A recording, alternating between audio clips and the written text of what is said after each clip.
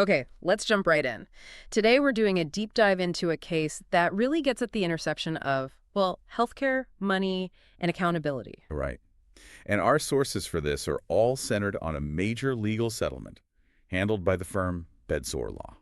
And our goal here is to really unpack the story, to look at what happened behind the scenes. And what happened was pretty shocking. We're talking about a $550,000 settlement. Wow. Yeah, in California. Yeah. And it all stemmed from what the documents call systemic negligence and a single untreated bedsore. So let's start there with the person at the center of this. Tell us about her story. Her name was Georgia. She was a long-term resident at this facility. And she developed a bedsore, a pressure injury on her tailbone. Which is already terrible, but that's not the whole story, is it? Not even close. The real failure here, the active negligence, was that this bedsore went completely untreated Untreated. For how long? for 16 days. 16. 16 consecutive days. I mean, can you just imagine the kind of pain she must have been in? It's just horrifying. It points to a system that isn't just making mistakes, but is like actively ignoring its patients. Exactly.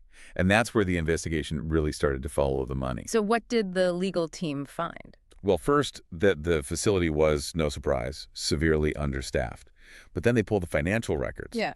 And in the same year Georgia was living there suffering, the facility had pocketed over $1 million in profit. $1 million. Yeah. So the money was there, they just weren't spending it on care. Precisely. Yeah. And this is where we get to the really critical aha moment. It wasn't just neglect, it was outright fraud. Medicare fraud, right. How did they manage to hide this level of failure from regulators and the public? They lied. Straight up. The firm uncovered evidence that the facility was fraudulently inflating its staffing numbers and its care metrics Might do that. to get a 5-star rating on Medicare's public database. Wow. So it was a deliberate strategy, look good on paper to attract more residents, while inside, the reality was completely different. It's a classic case of profits over people.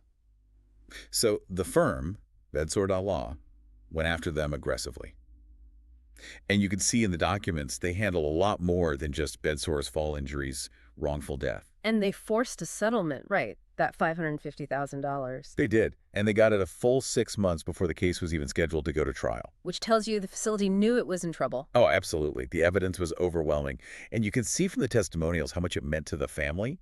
They talk about feeling so powerless. I can only imagine. And the legal team became these dedicated advocates who made sure the facility was exposed for what it was doing. When you put it all together, the neglect, the profit, the fraud, it's just a stunning picture of greed. It really is, and it's why this kind of legal advocacy is so crucial. It exposes these patterns.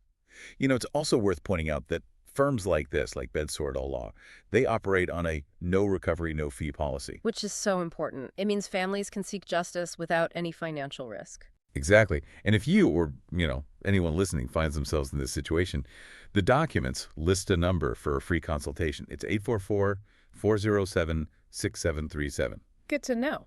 But this all leaves us with a much bigger question, doesn't it?